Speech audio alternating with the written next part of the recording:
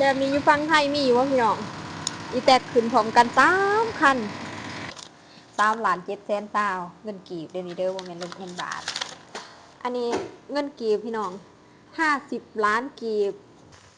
มาเด้อมาขายมันแหงเด้อคุณไหนเปิดคลิปมาอยู่กับสาวลาวอยู่แล้วโอ้ง่ายๆอยู่ร้านมันเด้อพี่น้องช่วงนี้ง่ายไรรถเขาแล่นออกไปสบายดีตอนเสาร์เด้อทุกคนยินดีต้อนรับทุกคนเข้าสู่สองนางหน่อยสาวลาวเด้อพี่น้องดีบ่ได้เฮ็ดคลิปโดนแหละเนาะโรงพยาบาลแดงช่วงนี้ก็โรงพยาบาลฝากก็ลงอยู่เป็นคลิปเลี้ยวคลิปหยังหั่นนะแต่ว่าโรงพยาบาลแดงนี่บ่ค่อยได้ลงเลยทุกคนเอ้ยเพราะว่ามันบ่ค่อยมีเวลาเนาะช่วงนี้ตอนแรกก็สิเฮ็ดคลิปแบบว่าไปเที่ยวไปหยังจังซี่นะไปสาวลาวไปเที่ยวแต่ว่ามื้อนี้สิพาทุกคนมาเบิ่งบรรยากาศเนาะซื้อมันอยู่ฝั่งลาวเพื่อสิเอาไปไทยนะทุกคนก็คือซื้อให้เฒ่าแก่ไทยหั่นแหละเว้าง่ายๆก็ได้เนาะนี่เด้ทางหลังหั่นนี่ก็สิเป็นกองมันเด้อทุกคนเด้อนี่กองมันแห้งจ้าซื้อแต่มันแห้งบ่ได้ซื้อมันหัวเนาะตักออกไทยคู่มื้อซื้อเขาทุกมื้อแต่ก็คือสิบ่ถูกใจไผหลายๆคนปานใดเนาะแต่มาดีก็สิพามาเบิ่งบรรยากาศเนาะว่าสิเป็นจังไดซื้อมันฝั่งลาวม่วนบ่หั่นนะ ได้มันน้อยมันหลายส่ำใดเนาะตอนนี้กำลังสิออกไปถอนเงินเนาะทุกคนสิออกไปถอนเงินแต่ว่าคนพาไปถอนยังค่าซ่อมรถอยู่ โอ้ยเนาะเดี๋ยวสิให้เบิ่งร้านมันเนาะร้านมันอยู่ฝั่งลาวเป็นแบบใดนี่ร้านมันอยู่ฝั่งลาวเด้ออันนี้อยู่ซองเมกเด้อพี่น้องเด้ออยู่ด่านซองเมกปูนออฟฟิศเฮาสิอยู่เบื้องนั้นบ่เห็นกองมันใหญ่หลายเนาะเดี๋ยวจักหน่อยเฮาสิออกไปถอนเงินแล้วก็สิพามาเบิ่งเบิดมื้อเลยว่ามื้อหนึงเฮาซื้อมันเป็นแบบใดเนาะทุกคนเนาะช่วงนี้จะเป็นช่วงเช้าบรรยากาศมันก็สิประมาณนี้เด้หาดออฟฟิศเฮาเนาะอันนี้เป็นร้านที่ว่าเขาเซาเข้ามาเด้อเพราะว่าเฒ่าแก่เฮาก็เป็นคนไทยหันนะเฒ่าแก่ไทยคนมันไปไทยเนาะนี่เซาร้านเขาอันนี้มันหัวนี่ของเขาอันนี้เขากำลังซ่อมรถอยู่นี่กำลังสิออกไปถอนเงินเขาซ่อมรถเรียบร้อยแล้วคนสิพาไปถอนเงินนี่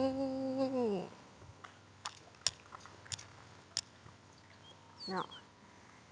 นี่กองมันเฮาสื่อเดี๋ยวส่งออกไทย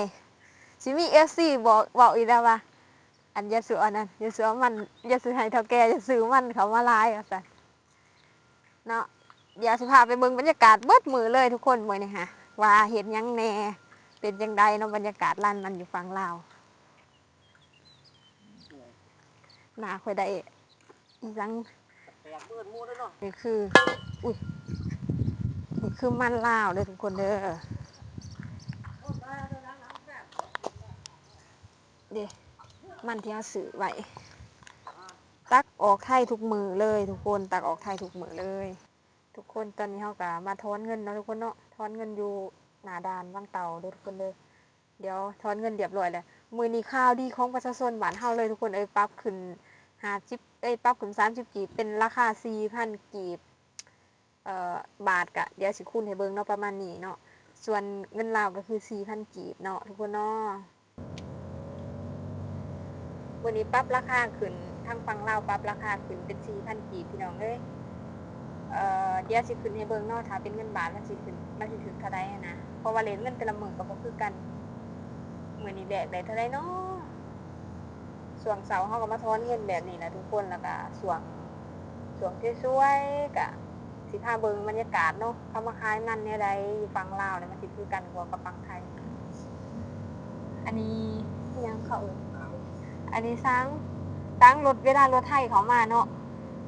รถไทยที่ว่าเป็นรถเปล่าหรือว่าสินค้าก็เขามานี่แหละทุกคนเขามานี่แล้วก็จังได้ออกไปนะเวลารถออกมาแต่ปากเซหรือว่าออกมาแต่ฝั่งนั้นก็ต้องเขามานี่ก่อนเนาะช้างทาบกบ่แน่ใจเนาะเอิ้นบ่ถูกบ่ได้ก็ขออภัยบ่ได้เฮ็ดจริงๆแล้วก็เลยบ่ฮู้ว่าเฮ็ดจังใดอิหยังจังใดโดนแหละอันด่านเก็บเงินจ้าปรับราคาขึ้นทุกคนเป็น4,000กีบเด้อมื้อนี้เด้อ เขามาหาในเด้อลูกค้านี่ร้านของเฮาเนาะเป็น4,000กีบเด้อมื้อนี้เด้อนี่บรรยากาศอยู่ฝั่งลาวเด้อร้านก็สิหลายเลยพี่น้องเอ้ยอยู่ฝั่งลาวนี่ราคามันก็ขึ้นแล้วมื้อนี้โอ้โหลดก็ได้ทุกคนมาตั้งแต่ทอนเงินแล้วเรียบร้อยเป็นที่เรียบร้อยแล้วทอนเงินทอนคำเรียบร้อยมากที่เขาที่หนักแล้วบัดนี้นะเพราะว่าที่เขาจะละมื้อให้ประมาณ9:00 นมื้อนี้จังโมงแล้ววะ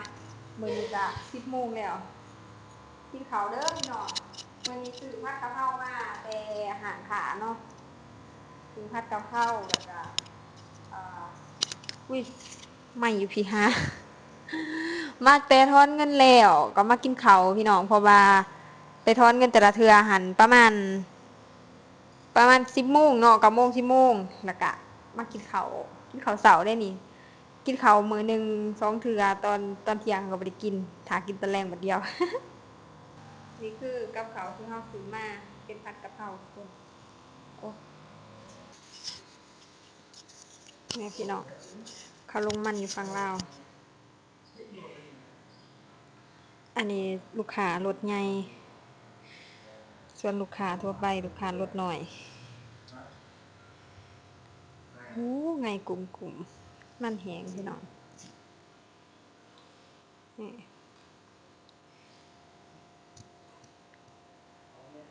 คันฝุ่นมาแม่นออกไปบ่ได้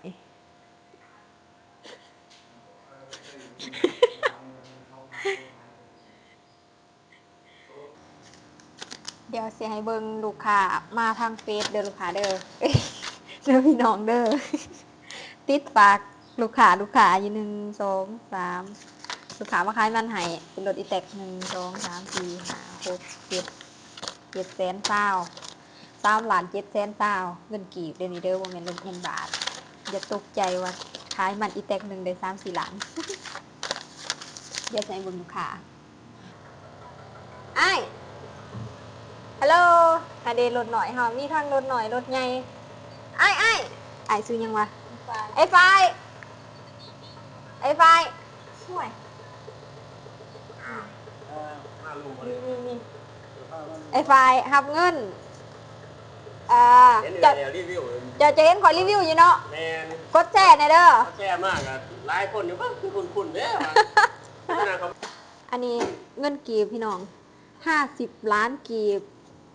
ถามเงินไทยเดี๋ยวเลนเบอร์นี้68250 ล้านได้พี่น้อง50 ล้านหาร682ถ้าเป็นเงินบาทก็73,000เงินลาว50 ล้านเด้อพี่น้องเด้อนี่มาขายมันให้ในเด้อใครอยู่ฝั่งลาวถ้า FC ฝั่งลาวมาเห็นกะเขามาขายมันให้ในด้านร้านหน้าด้านเด้อค่ะเด้อ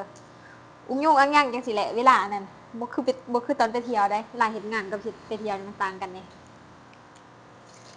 อึบโอเคเดี๋ยวสิให้เบิ่งเบิดมื้อโลดว่าเขาเฮ็ดจังได๋ร้านมันฝั่งลาวเนาะตอนนี้บ่าย2พี่น้องเดี๋ยวสิพามาเบิ่งบรรยากาศช่วงบ่าย2นี่ก็คนสิบ่ค่อยมีปานใดพี่น้องรถบ่มีหลายปานใดเพราะว่ารถสิมาช่วงเช้ากับช่วงแลงเนาะเดี๋ยวมื้อนี้สิพามาสัมภาษณ์ลูกค้าเนาะทุกคนเนาะใส่รถอีแต๊กมานี่เด้เดี๋ยวสิพามาสัมภาษณ์เนาะส่วนลูกค้าหลายๆหันเฮาก็สิบ่ได้ออกมาดอกเพราะว่าเฮาก็ค่าเวียกนะทุกคนคันส่วนใดลูกค้าบางๆหันพาพี่น้องมาเบิ่งลูกค้าเนาะนี่ถ่ายลงคลิปได้บ่นี่โอเคอันขอถามแหน่อ้ายคือหยังเคยมาขายอยู่นี่อยู่บ่บ่โอ้บ่เคยเนาะเป็นครั้งแรกแสดงว่าเรามาครั้งแรกเฮงดีอยู่บ่เด้นี่เจ้าเนี้ยว่าแต่ว่าเบิ่งเห็นอยู่บ่เห็นเลยอ้ายเราเห็นคลิปทางเฟซแต่พอเห็นรถคันนี้บ่เคยมาขายมาเด้อมาขายมันแหงเด้อเป็นไดอยู่บ้านได้นี่อ้ายหน้าลมเฮ็ดบ้านนายอยู่บ่หลายเสืออยู่นี่เขาสิใส่กระสอบมาแบบนี้ปีนี้ราคาดีเนาะแต่ออนซ่อนไผเฮ็ดมันหลายหั่นนะปีกายนี่มันบ่ดีราคามันบ่ดีปานใดปีกายนี่ไผก็ว่าบ่เฮ็ด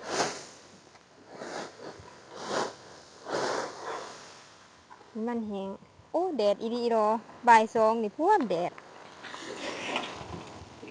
นี่มันแห้งชาวบ้านเข้ามาขายก็สิประมาณนี้แหละเพื่อสิได้กล้องจำนี่โอ้ได้เท่าน้อยเท่าน้อยเบิดละ300-400ต้น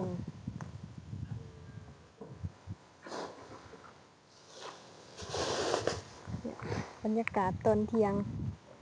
ลูกค้าคันเดียวบ่ค่อยเห็นยามเที่ยงอากาศแดดแห้งมาถ่ายคลิปกับแบบมันแดดแห้งค่ะนะบ่ได้ถ่ายหลายเลยคนเด้อโอ้ยเดี๋ยวพาไปเบิ่งเนาะเวลาเขามาขายแหละเฮาวัดอิหยังแน่อยู่นี่บ่ได้วัดทรายเด้อวัดแต่ความชื้นเพราะว่าอยู่นี่เขาบ่ค่อยเน้นเรื่องทรายปานใดแต่ว่าคันว่ามันหลายดินหลายหยังเขาก็ตัดตามความเหมาะสมเนาะเดี๋ยวสิพาไปเบิ่งเขาวัดความชื้น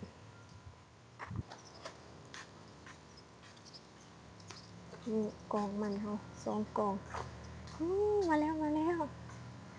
วบ่หำนี่เฮาวัดความชื้นอยู่นี่13.3บอนอันนั้นเขาไปบดมันอยู่พู้นแล้วก็มาวัดความชื้นนี่ความชื้นของแต่ละขั้นให้ราคาตามความชื้นซื้อเขาแล้วก็ตักออกน้ำคู่มือมือละ7-8พวงมื้อนี้10กว่าพวงมื้อนี้เล็งน้ำมันออกพอบ่ได้อันนั้นซื้อหลายหั้นนะซื้อเขาหลายมันต้องเอาออกหลายบ่ซั้นแล้วโอ้ย้านฝนตกพี่น้องเอาไปเก็บอยู่โกดังพุ่นกล้องน่ะฝั่งนั้นก็มีได้อันนี้อยู่อันนั้น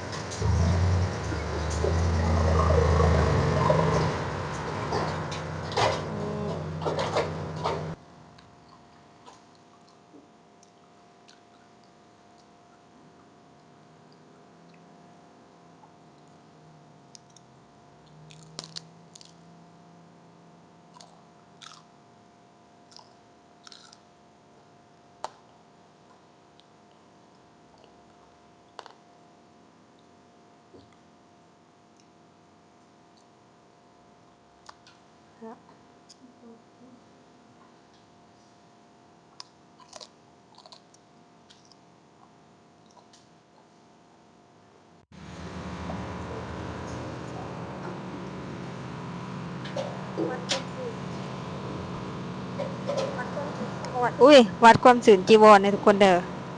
ปั่นมาแบบนี้แล้วก็มาวัดความชื้นโอ้14เสียแสง14หุ่นใด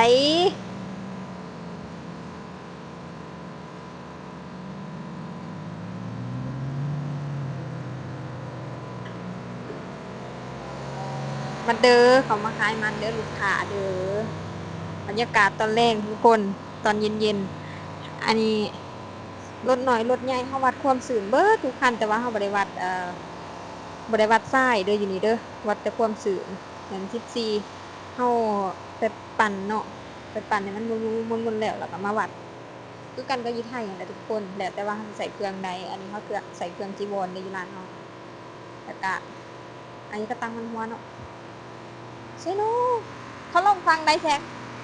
สิไปถ่ายคลิป แล้วเหรอวะฮะโอ้ยตอนนี้ตอนหาโมงแรงเนาะทุกคนเนาะมันช่วงที่ว่าเวียกนายเฮาก็บ่ได้ออกมาหั่นนะนี่เขาลงทุกคนเขาลงมันเดี๋ยวสิพาไปเบิ่งเด้อเดี๋ยวสิพาไปเบิ่งมันก็ย้อนแสงเนี่ยจักหน่อยเด้อทุกคนเด้อนี่บรรยากาศอยู่ลานมันฝั่งลาวเป็นจังใดบ่ฮู้ว่าฝั่งไทยนะเขาสื่อจังใดเขาบ่แม่นบ่ฮู้ว่าฝั่งไทยมันสิคือฝั่งลาวหรือบ่เพราะว่าฝั่งลาวนี่ซื้อแบบน้ำชาวบ้านนี่แหละพี่น้องโอ๊ยมีคนโทรเข้าแป๊บนึงเด้อโอเคเดี๋ยวมาเบิ่งบรรยากาศเขาลงเรียบร้อยเบิดแล้วทุกคนเอ้ยนี่เขาลงเรียบร้อยแล้วเดี๋ยวสิให้เบิ่งนี่อันนี้เป็นรถเทรลเลอร์เปิดข้างเด้อบ่แม่นรถดำรถเทรลเลอร์ดำก็มีแต่ว่ามื้อนี้เป็นเปิดข้างทีมงานลงมันเฮาก็มีได้ เพราะว่าอยู่นี่ใส่คนลงเด้อบ่ได้ใส่รถลงเด้อทุกคนเด้อจัดความเป็นระเบียบเรียบร้อยแล้วสั่งออกบัดนี้ฮะบรรยากาศร้านก็สิประมาณนี้แหละทุกคนนี่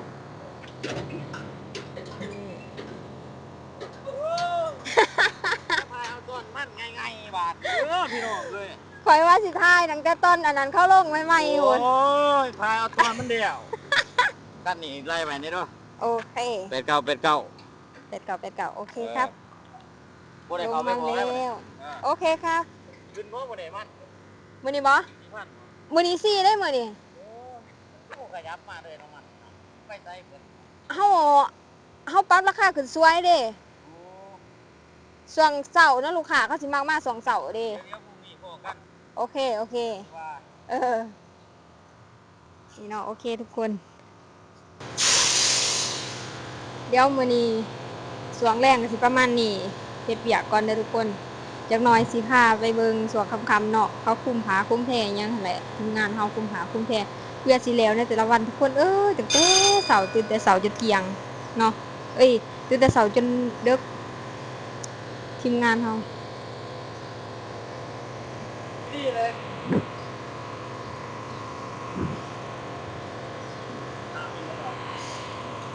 ถามบินเลย อันนี้มันลดหน่อยหัวหลากหัวหลากย่ำแรงมากลูกค้าหัวหลากเด้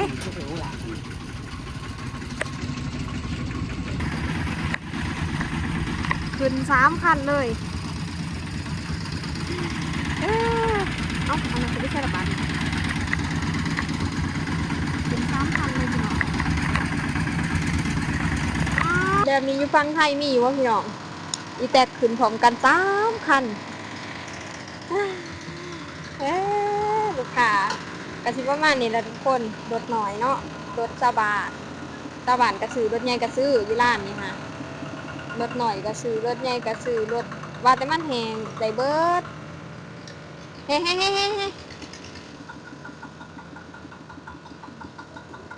เป็นยังไงอาการ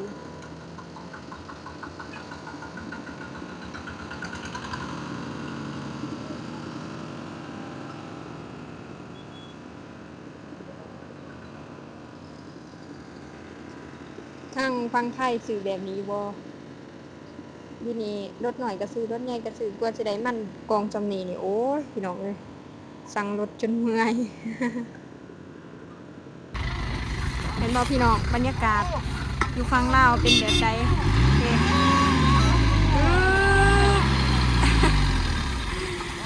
คนลงมันสมาเอาบุญพี่น้องเอ้ยคอยกระดังนั่งร่มขี้ฝุ่นขี้ไงได้เหมือนนี่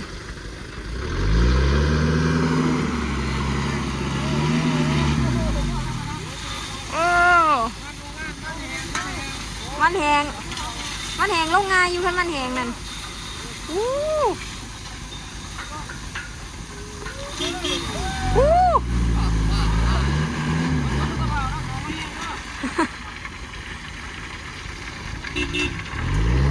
เด็กเป็นกระสอบเลยทุกคน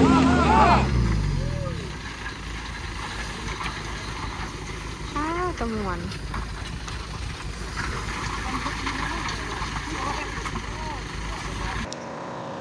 ส่วงหาโมงแรกนี่ลูกค้าก็สิไลน์นี่เดี๋ยวสิอัปเดตจนหอด6 โมงพุ่นแหละเนาะตอนนี้5 โมงแรงเดี๋ยว6 โมงสิถ่ายเบิ่งอีกแล้วก็ตอนจนปิดร้านพุ่นแหละว่าสิเป็นแบบใดเนาะอยู่ฝั่งลาวเลิกเวียกแล้วทุกคนตอนนี้2 ทุ่ม 49 นาทีเลิกเวียกเป็นที่เฮาหอยแล้วได้เวลาพักผ่อนแล้วทุกคนแต่ละมื้อก็สิประมาณนี้นะทุกคน2 ทุ่ม 3 ทุ่มจังได้เลิกเวียกเนาะเพื่อเคลียร์เวียกเคลียร์งานเคลียร์บัญชีอิหยังเรียบร้อยเบิดแหละจังได้มาพักผ่อนเนาะก็สำหรับคลิปนี้ก็ประมาณนี้นะทุกคนเด้อถ้าใครมักคลิปแนวนี้ก็ฝากกดไลค์กดแชร์กด Subscribe ให้ดีเด้อเพื่อเป็นกำลังใจให้เฮ็ดคลิปต่อไปเนาะบ๊ายบายพบกันคลิปหน้าเด้อหวังว่าทุกคนจะมักคลิปดีๆถ่ายทอดออกมาเนาะบ๊ายบายจ้า